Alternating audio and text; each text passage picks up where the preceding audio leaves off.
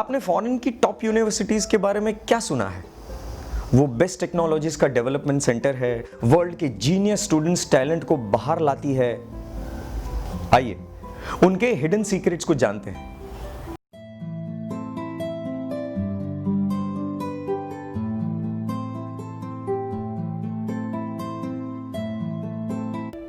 नमस्कार, ज्योत संस्था आपका स्वागत करती है।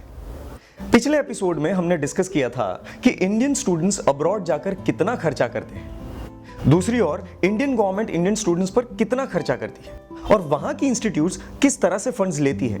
और हम रुके थे इस सवाल पे। Doesn't sound right. इसमें से बहुत सारी यूनिवर्सिटीज तो नॉट फॉर प्रॉफिट के बेस पे काम करती है, उसका क्या?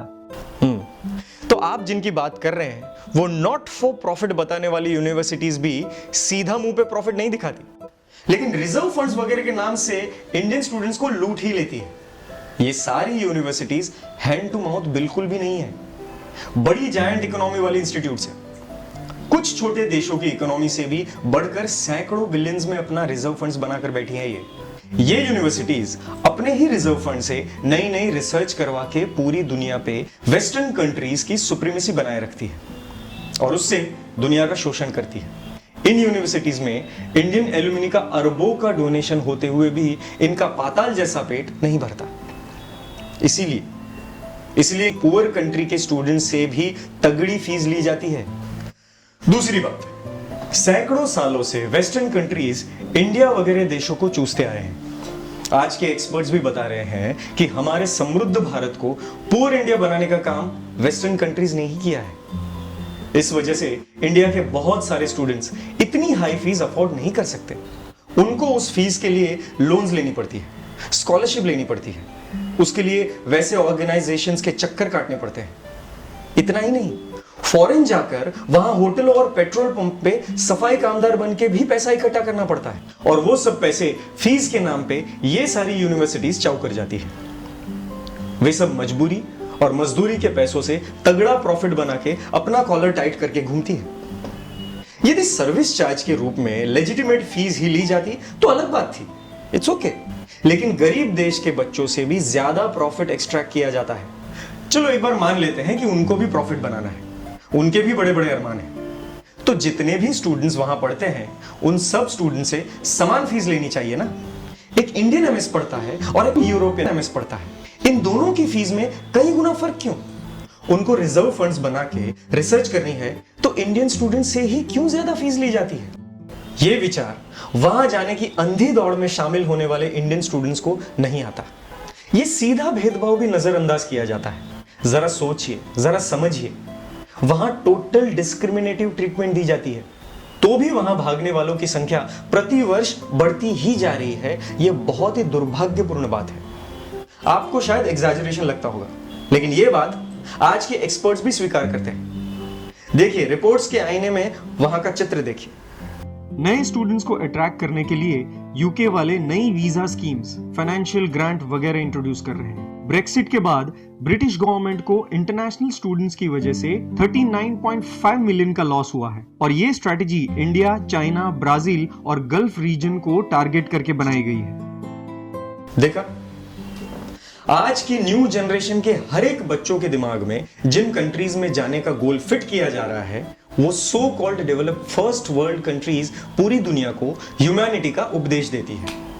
लेकिन ट्रेजेडी वहां खड़ी होती है कि वो कंट्री सालों तक गरीब देशों का एक्सप्लॉयटेशन करके तगड़ी हुई है। गरीब देशों से आज भी अरबों की संपत्ति दूसरे तीसरे रास्तों से चूसती ही जा रही है। आज भी उन गरीब देशों के एल्यूमिनी वहां की यूनिवर्सिटीज में अरबों का दान देते हैं। फिर भी उन सब डेवलप कंट्रीज में से सिर्फ एक अमेरिका अकेला ही एक इंडिया जैसे गरीब देश से खून पसीने से कमाए हुए $7 बिलियन एजुकेशन के नाम से चाउ कर लेता है। और वही ह्यूमैनिटी के नारे लगाने वाला अमेरिका अपने देश के कुत्ते बिल्ली पर 70 बिलियन उड़ा देता है। 70 बिलियन, यानी वो कंट्रीज को इंडियन स्टूडेंट्स की कुत्ते बिल्ली जितनी भी कीमत नहीं है। तो क्या आपको लगता है कि जिस इंडियन स्टूडेंट में सेल्फ रिस्पेक्ट जैसा कुछ भी रहेगा वो उन देशों का मुंह देखने भी जाएंगे? फिर भी दुखद स्थिति यह है कि इंडिया के टैलेंटेड बच्चों को भी यह बात समझ में नहीं आ रही है। और उनका भी फॉरेन में पढ़ाई करने जाने का हौसला बुलंद ही होता जा रहा है। वो सब स्टूडेंट्स वहां पढ़ते वक्त तो उनकी इकोनॉमी स्ट्रेंथन करते ही हैं, उसके बाद भी वहां की यूनिवर्सिटीज को अरबों का डोनेशन दे देते हैं और बदले में पाते हैं इंसल्टिंग और एक्सप्लॉइटिंग बिहेवियर। देखिए पेट्स के बारे में यूएस के भी रिपोर्ट्स क्या दिखा रहे हैं, देखिए। रिसर्च के हिसाब से यूएस में 68% घरों में पेट्स है, यानी तकरीबन 84.6 मिलियन घरों में। अमेरिकन्स अपने पेट्स पे $70 बिलियन खर्चा करते हैं, जो 39 गरीब देशों की टोटल जीडीपी से भी ज्यादा है। आप चाहे उतना यूएस वगैरह देशों को डिग्रेड करें, पर यहाँ पे जो एजुकेशन फील्ड में भी रिजर्वेशन कोटा है वो तो वहां पर नहीं है ना। इंडिया में तो रिजर्वेशन के कारण अच्छे परसेंटेज होते हुए भी रेप्यूटेड कॉलेज में एडमिशन डिफिकल्ट हो गया है। ये सवाल हमारी आउटलुक कितनी कलर्ड है उसकी निशानी है। बुरा मत मानिएगा, लेकिन ये सवाल सिर्फ आपका नहीं है, बहुत सारे उन बच्चों का भी है जो इस गलतफहमी का शिकार बन बैठे हैं। लेकिन पहले आप ये बताइए, क्या आप पूरी रिसर्च करके बता रहे हैं कि वहां पर रिजर्वेशन नहीं है, कि सिर्फ सुनी सुनाई बातों को ही आप दोहरा रहे हैं? इसके बारे में हम अगले एपिसोड में डिस्कस करेंगे। तब तक के लिए धन्यवाद। मैं आशा रखता हूं कि आप इन एनालिसिस से कन्विंस हुए होंगे। अगर आपको कुछ जच नहीं रहा तो न्यूट्रल माइंड से दोबारा एक बार देखिए, फिर भी नहीं बैठ रहा तो नीचे कमेंट सेक्शन में कमेंट कीजिए, और जो डिस्क्रिप्शन सेक्शन में लिंक्स दी गई है उनके जरिए आप फैक्ट्स को रिकन्फर्म कर सकेंगे।